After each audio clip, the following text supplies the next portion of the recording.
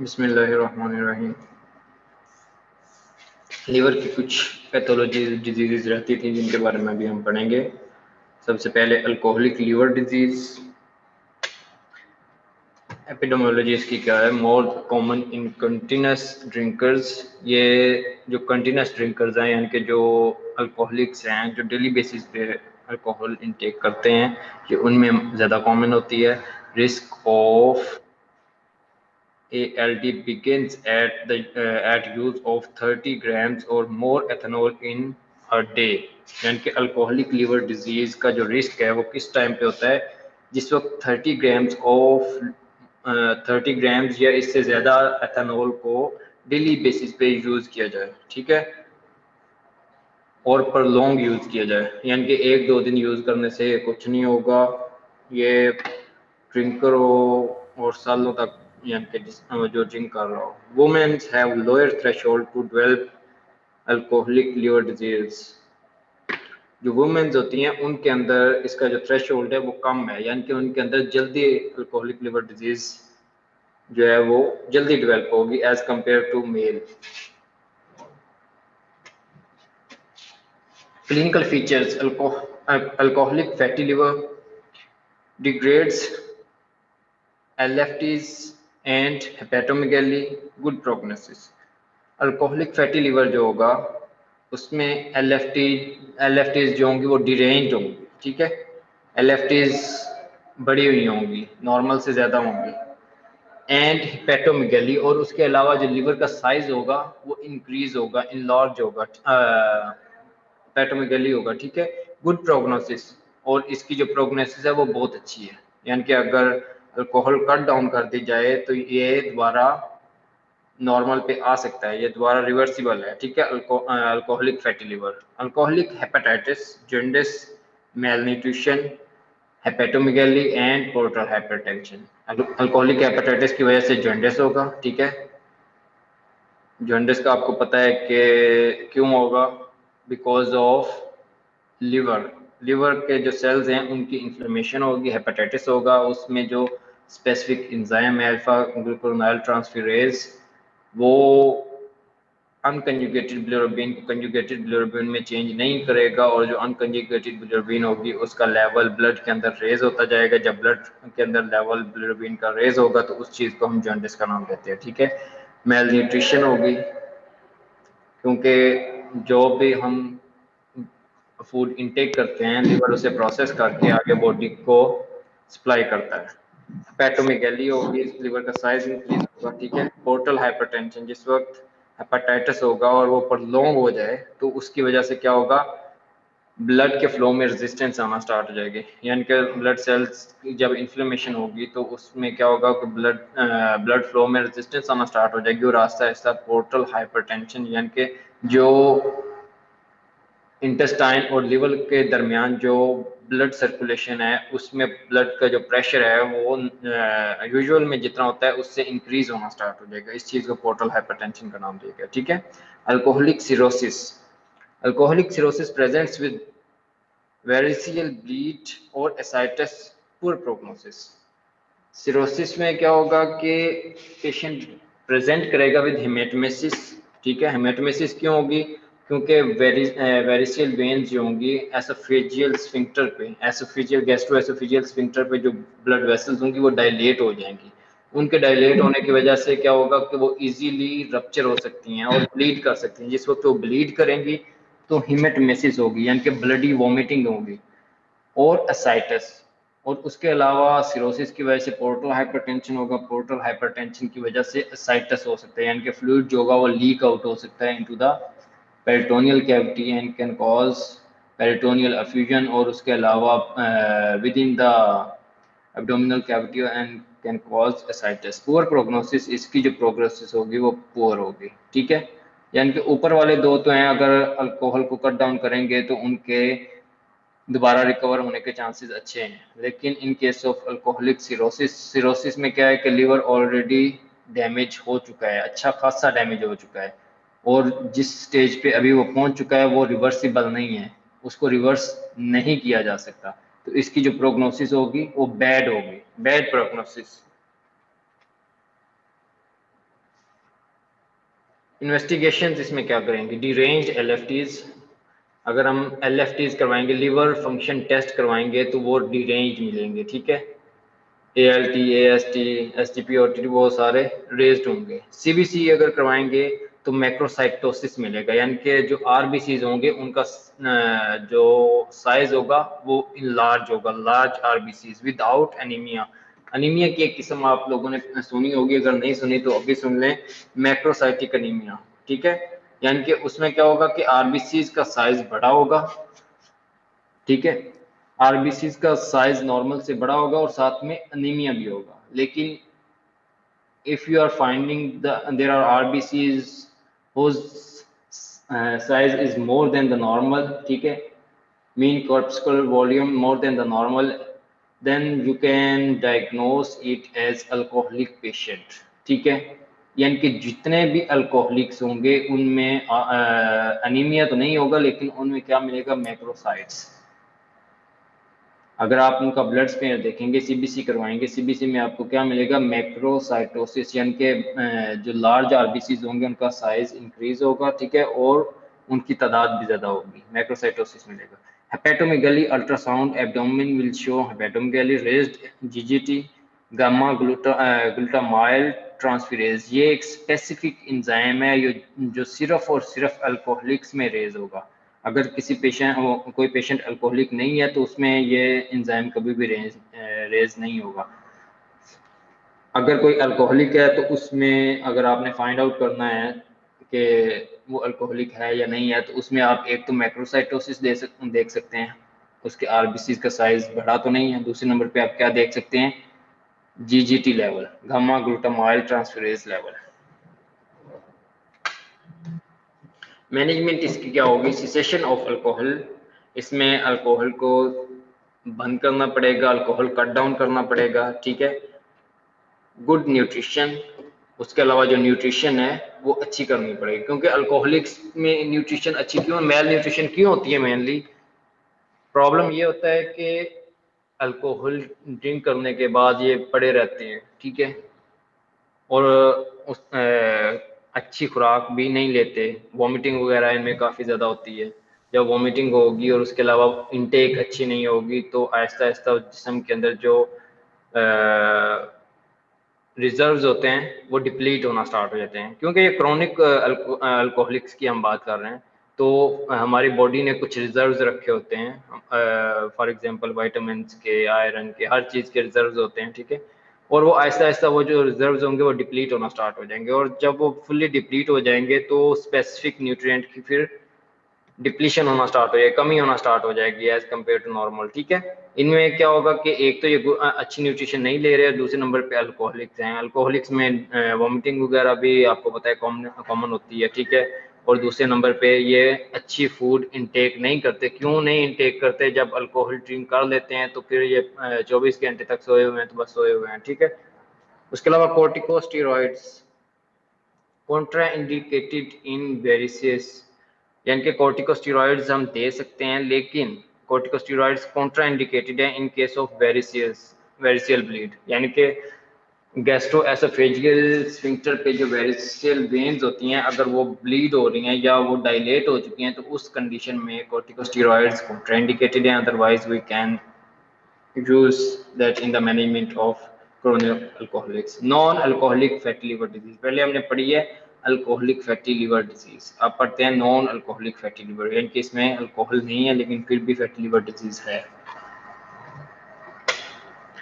Association, ये वाली जो non alcoholic fatty liver disease है ये किस चीज के साथ एसोसिएटेड होती है, ओबेसिटी के साथ एसोसिएट होगी, डिसलिपिडीमिया, ब्लड के अंदर अगर ब्लड लिपिड्स का लेवल ज़्यादा होगा, ठीक है। इंसुलिन रेजिस्टेंस, इंसुलिन रेजिस्टेंस की वजह से हो सकती है, ये भी ओबीज पेशेंट्स के अंदर होती है। इंसुलिन रेजिस्टेंस भी मोस्टली टाइप 2 डायबिटीज मिलाइटस, ठीक है, टाइप 2 डायबिटीज मिलाइटस वही सेम चीज़, ये ऑलमोस्ट तीनों चीज़ें सेम पेशेंट के अंदर पाई जाती हैं।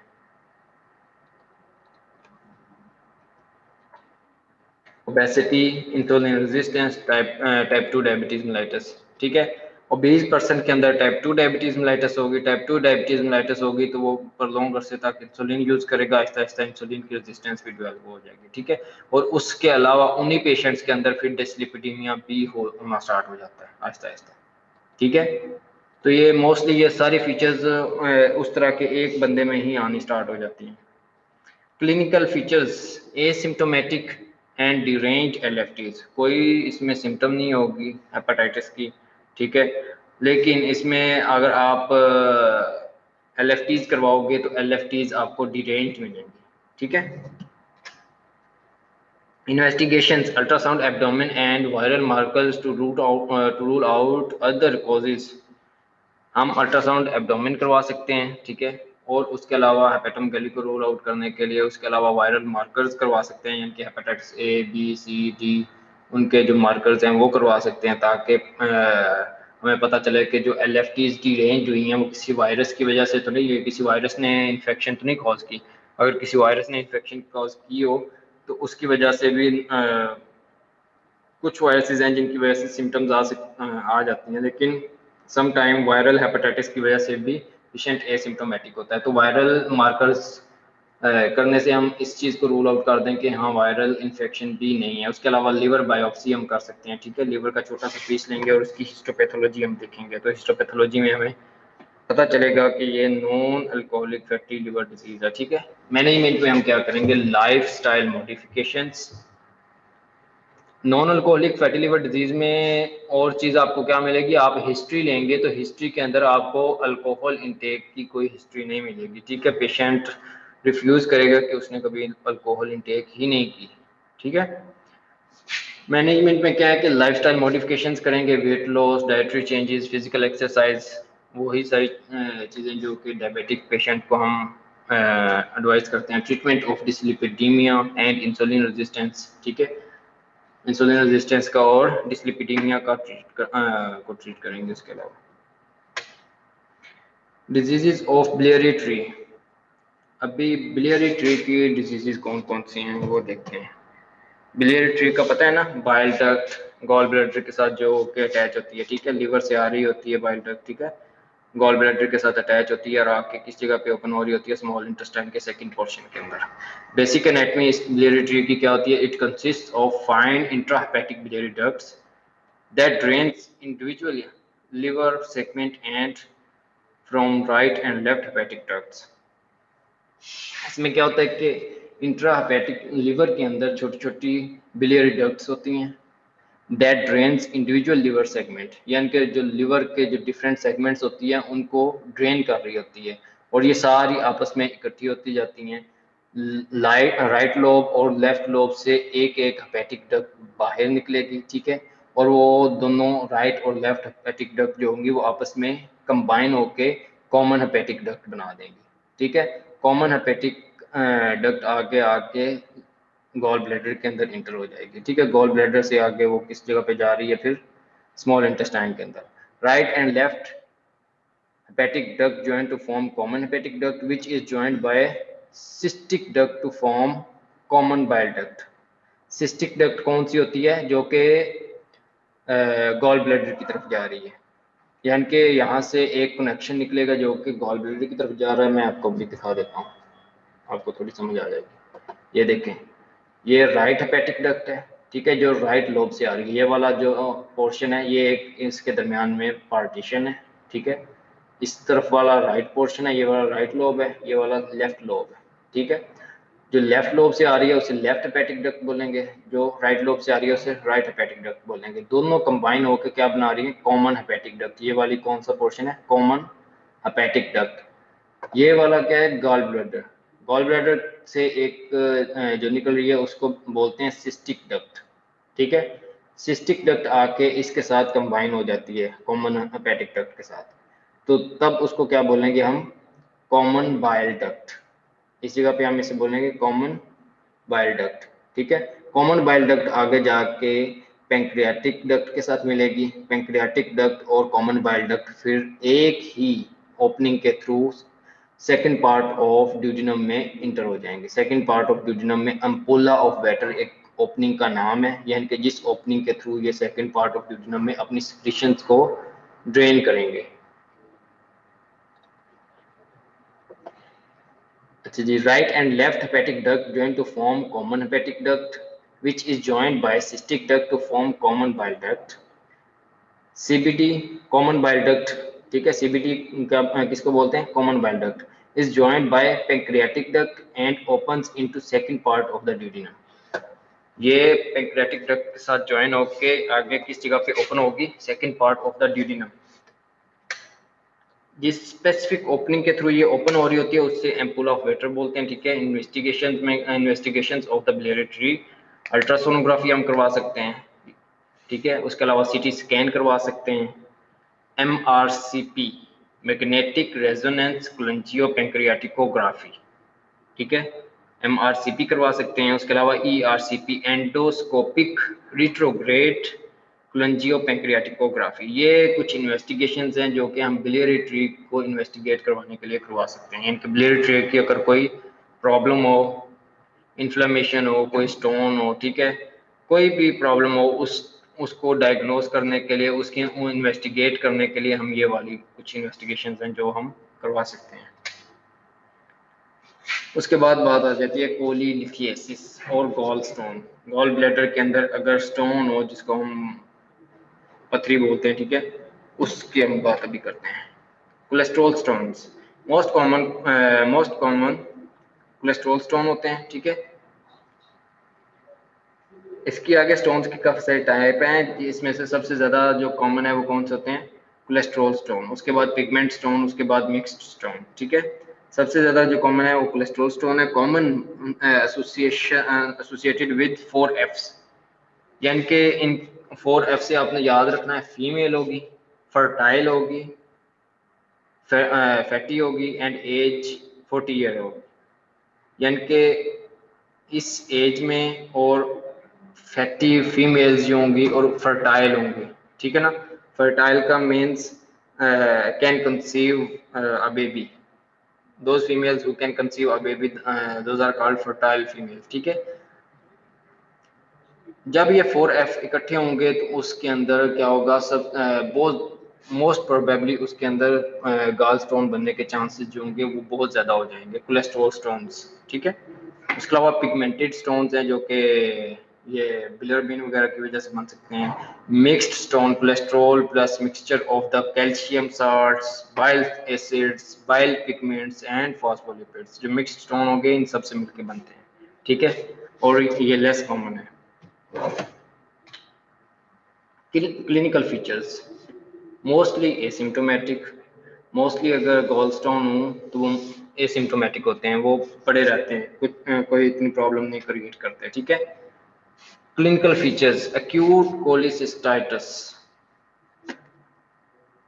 अगर एक्यूट इन्फ्लेमेशन हो जाए गॉल ब्लैडर की, ठीक है। Pain in the right hypochondriac area, ठीक है, RHC मीन्स राइट हाइपोकोंड्रियम, ठीक है। Pain in the right hypochondrium radiating to the tip of the shoulder, right side का जो शोल्डर है उसकी टिप की तरफ इसकी जो पेन है वो रेडिएट करेगी। Tenderness in the right hypochondrium, अगर हम राइट हाइपोकोंड्रियम को टच करेंगे तो पेन होगी। Anorexia, nausea, vomiting and fever इसमें मिलेगा।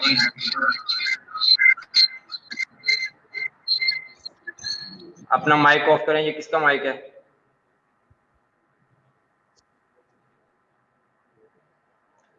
उसके अलावा मर्फीज साइन इसमें पॉजिटिव मिलेगा, ठीक है। मर्फीज साइन क्या होता है? Inspiratory arrest during deep palpation of right hypochondrium. अगर हम राइट हाइपोकॉन्ड्रियम को पल्पेट करेंगे तो उसमें क्या होगा? इंस्पायरेटरी अरेस्ट, यानी कि पेशेंट सांस नहीं ले सकेगा ड्यू टू पेन, पेन की वजह से वो सांस रोक लेगा, ठीक है। इसको मर्फी साइन बोलते हैं। इसकी स्पेसिफिक कुछ करेक्टरिस्टिक्स हैं वो आपने याद रखना है कि इसकी जो पेन है वो हमेशा किस साइड पे जाएगी? Radiate towards the tip of the right shoulder. Tenderness positive होगी राइट हाइपोकॉन्ड्रियम में। एनोरेक्सिया, नोजिया, वोमिटिंग, फीवर ये तो होता ही है, ठीक है। और कंडीशंस भी हैं जिनमें ये हो सकता है। उसके अलावा मर्फी साइन पॉजिटिव होगा। ये पेन की रेडिएशन और मर्फी साइन स्पेसिफिक है। Chronic cholecystitis, pain in the right hypochondrium, abdominal fullness and dyspepsia यानी कि इसमें बदहजमी वाली फीचर्स आएंगी, एब्डोमिनल फिल्मनेस वाली फीचर्स आएंगी, ठीक है। Complications, empyema, accumulation of pus of the gall bladder, यानी कि गॉल ब्लैडर के अंदर पस इकट्ठा हो जाएगी। म्यूकोसिल, अगर म्यूकोसिल का मतलब क्या है, अगर जो गॉल ब्लैडर है वो स्टोन्स की वजह से डायलेट हो जाए, नॉर्मल से बड़ा हो जाए, डायलेशन हो जाए उसकी, ठीक है। Perforation of the gall bladder, gall bladder अगर परफोरेट कर जाए यानी कि स्टोन की वजह से उसमें क्या हो जाए, परफोरेशन हो जाए, सुराख हो जाए। Gangrene of the gall bladder, या जिस जगह पे इंफेक्शन हुई है उस जगह की क्या हो जाए, गैंग्रीन, यानी कि उस जगह के जो सेल्स हैं उनकी डेथ होना स्टार्ट हो जाए, ठीक है। ये इसकी कॉम्प्लिकेशंस हो सकते हैं, empyema, mucocele, perforation and gangrene. बाकी सबका तो लिखा हुआ है, म्यूकोसिल का नोट कर लें कि इसमें क्या होगा, जो गॉल ब्लैडर होगा वो डायलेट हो जाएगा। कॉम्प्लिकेशंस में और क्या चीज़ आ सकती है, एक्यूट पेंक्रियाटाइटिस हो सकता है, ऑब्स्ट्रक्टिव जॉन्डिस हो सकता है, and carcinoma of the gall bladder हो सकता है। एक्यूट पेंक्रियाटाइटिस क्या होगा, क्यों होगा कि अगर जो स्टोन है वो जिस ओपनिंग के थ्रू पेंक्रियाज और गॉल ब्लैडर अपनी सिक्रीशंस को स्मॉल इंटेस्टाइन के अंदर इंटर कर रहे हैं, ठीक है, उस जगह पे जाके स्टोन उस ओपनिंग को क्लोज कर दे तो जो सिक्रीशंस होंगी उनका फिर रिफ्लक्स होगा बैकवर्ड, ठीक है। बैकवर्ड रिफ्लक्स की वजह से जो पेंक्रियाटिक सिक्रीशंस होंगी वो पेंक्रियाज के अंदर ही इनएक्टिवेट होना स्टार्ट है, यानी कि उसमें पेंक्रियाटिक एंजाइम्स होते हैं, pancreatic enzymes inside the pancreas activate होना स्टार्ट हो जाएंगे। जब इनसाइड द पेंक्रियाज एक्टिवेट होंगे तो पेंक्रियाज को ही डाइजेस्ट करना स्टार्ट करवा देंगे, ठीक है। जब पेंक्रियाज को डाइजेस्ट करना स्टार्ट करवा देंगे तो उससे क्या होगा, पेंक्रियाज इन्फ्लेम हो जाएगा, ठीक है, उसे एक्यूट पेंक्रियाटाइटिस बोलते हैं। उसके अलावा ऑब्स्ट्रक्टिव जॉन्डिस होगा, यानी कि जब लीवर से जो बाइल आ रहा है, ठीक है, वो बाइल आगे स्मॉल इंटेस्टाइन में नहीं जा सकेगा। जब स्मॉल इंटेस्टाइन में नहीं जा सकेगा तो बिलिरुबिन, जो कंजुगेटेड बिलिरुबिन है, वो बाहर नहीं निकल सकेगी। तो इससे क्या होगा कि ब्लड के अंदर कंजुगेटेड बिलिरुबिन का लेवल जो होगा वो इंक्रीज होना स्टार्ट हो जाएगा। कंजुगेटेड बिलिरुबिन हमारी स्किन के ऊपर डिपॉजिट होना स्टार्ट हो जाएगी, प्रूराइटिस होगा। उसके अलावा जो जॉन्डिस की वजह से yellow discoloration of the skin हो जाएगी, ठीक है, कंजक्टिवा के पेल डिस्कलरेशन हो जाएगी। Carcinoma of the gall bladder, उसके अलावा ब्लैडर का कार्सिनोमा हो सकता है क्रोनिक क्लोरीथियासिस। इन्वेस्टिगेशंस हम कौन कौन सी करवाएंगे, अल्ट्रासोनोग्राफी करवा सकते हैं यानी कि यूएसजी एब्डोमेन, ठीक है। उसके अलावा सीबीसी कंप्लीट ब्लड काउंट करवाएंगे, उसमें रेज्ड डब्ल्यूबीसी मिलेंगे इन एक्यूट कोलिसिस्टाइटिस, यानी कि वाइट ब्लड सेल्स का लेवल जो होगा वो इंक्रीज होगा in case of acute cholecystitis. Radionuclide HIDA scan, ठीक है। और उसके अलावा हम क्या करवा सकते हैं, हिडास्केन करवा सकते हैं। मैनेजमेंट इसमें क्या करवाएंगे, कंजर्वेटिव मैनेजमेंट होगी एक्यूट कोलिसिस्टाइटिस में। अगर acute inflammation of the gall bladder होगी उसमें कंजर्वेटिव मैनेजमेंट में क्या होगा, NPO, nothing per oral. NPO का मतलब क्या है, यानी कि nothing per oral means oral cavity के थ्रू कोई भी चीज नहीं देनी, यानी कि खाने के लिए कोई चीज भी नहीं देनी। आईवी एंटीबायोटिक्स देंगे, आईवी फ्लूइड्स देंगे, एनाल्जेसिक्स देंगे, followed by interval cholecystectomy after 4 to 6 week, और 4 से 6 हफ्ते के बाद कोलिसिस्टेक्टमी कर देंगे, ठीक है।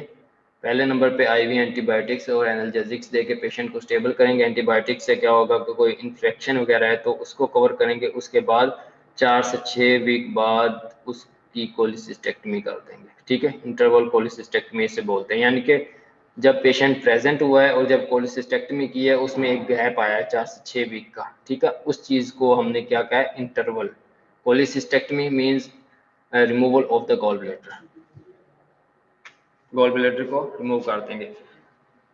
उसके अलावा दूसरी कौन सी मैनेजमेंट हो सकती है, दूसरा तरीका कौन सा है, लेप्रोस्कोपिक और ओपन कोलिसिस्टेक्टमी। वो हमने देखी है कंजर्वेटिव मैनेजमेंट, यानी कि उसमें हमने अभी तक ऑपरेशन नहीं किया, रिमूव नहीं किया। इस अब रिमूव करने के तरीके जो हैं वो कौन कौन से हो सकते हैं? एक्यूट कोलिसिस्टाइटिस में लेप्रोस्कोपिक हो सकता है। लेप्रोस्कोपिक में we will not open the abdomen, ठीक है। इसमें हम क्या करेंगे कि 2-3 सुराख करेंगे एब्डोमेन के अंदर, ठीक है, और उन सुराखों की मदद से हम कुछ इंस्ट्रूमेंट अंदर डालेंगे, ठीक है। लेप्रोस्कोप जिसको बोलते हैं, लेप्रोस्कोप की मदद से हम, उसमें कैमरा भी होता है, लाइट सोर्स भी होगा, कैमरा होगा, उसके अलावा क्या होगा, इंस्ट्रूमेंट इंटर करवाने के लिए एक ट्यूब होगी। हम वो लेप्रोस्कोप को इंटर करेंगे, उसको लोकेट करेंगे, गॉल ब्लैडर को लोकेट करने के बाद उसको लाइगेट करेंगे, लाइगेट करके कट करके उसे बाहर निकाल देंगे, ठीक है। इसको लेप्रोस्कोपिक बोलते हैं। लेप्रोस्कोपिक और ओपन में क्या करेंगे, एब्डोमेन पे हम चीरा लगाएंगे, चीरा लगाने के बाद हम गॉल ब्लैडर को रिमूव कर देंगे। Other disease of the hepatobiliary system, उसके अलावा हेपेटोबिलियरी सिस्टम की और कौन सी डिजीज हैं? बिलियरी एट्रेशिया, अगर बिलियरी ट्रैक ओपन ही ना हो, यानी कि कंजेनिटली उसमें वो क्लोज हो, उसको बिलियरी एट्रेशिया बोलते हैं। कोलिडोकल सिस्ट, अगर जो बाइल डक्ट है उसमें कोई सिस्ट हो, उसको कोलिडोकल सिस्ट बोलते हैं। कंजेनिटल डायलेटेशन ऑफ इंट्राहेपेटिक और एक्स्ट्राहेपेटिक बिलियरी सिस्टम, यानी कि इसमें क्या होगा कि कंजेनिटली क्या होगा, डायलेटेशन ऑफ द इंट्राहेपेटिक और एक्स्ट्राहेपेटिक बिलियरी सिस्टम, यानी कि बाइल डक्ट का या तो लिवर के अंदर या लिवर के बाहर कहीं किसी भी एरिया में डायलिटेशन हो तो उसको कोलिडोकल सिस्ट का नाम देते हैं। Choledocholithiasis, choledocholithiasis stones in the bile duct, ठीक है, इसको कोलिडोकोलिथियासिस बोलते हैं। कोलिलिथियासिस का मतलब होता है stone in the gall bladder. Choledocholithiasis, डोको का मतलब क्या होता है? Duct. Choledocho means bile duct, lithiasis means stone. Bile duct strictures, उसके अलावा बाइल डक्ट का स्ट्रक्चर हो सकते हैं, यानी कि किसी वजह से इन्फेक्शन हुई है अगर बाइल डक्ट की, ठीक है, इन्फेक्शन और इन्फ्लेमेशन हुई है तो कुछ अर्सा बाद उसी जगह पे स्कार टिश्यूज बन जाएंगे, स्कार टिश्यूज की वजह से स्ट्रक्चर हो सकता है। या बाइल डक्ट का स्टोन रिमूव करते वक्त उस जगह पे कोई इंजरी हुई है बाइल डक्ट को, इंजरी की वजह से उस जगह की हीलिंग होगी, और हीलिंग विद स्कार टिश्यू, जब भी स्कार टिश्यू बनेंगे वहां पे स्ट्रक्चर बन जाएगा। स्ट्रक्चर की वजह से क्या हो जाता है, बाइल डक्ट नैरो हो जाएगी। बाइल डक्ट नैरो हो जाएगी तो जो सिक्रीशंस होंगी वो लिवर से आगे किस तरफ को नहीं जा सकेंगी, कम जाएंगी या जा ही नहीं सकेंगी किस तरफ को, स्मॉल इंटेस्टाइन की तरफ। क्लेंजियो कार्सिनोमा, उसके अलावा बाइल डक्ट का कार्सिनोमा हो सकता है, यानी कि कैंसर हो सकता है, carcinoma of the gall bladder, और गॉल ब्लैडर का कैंसर हो सकता है। हाँ जी, कोई क्वेश्चंस हैं?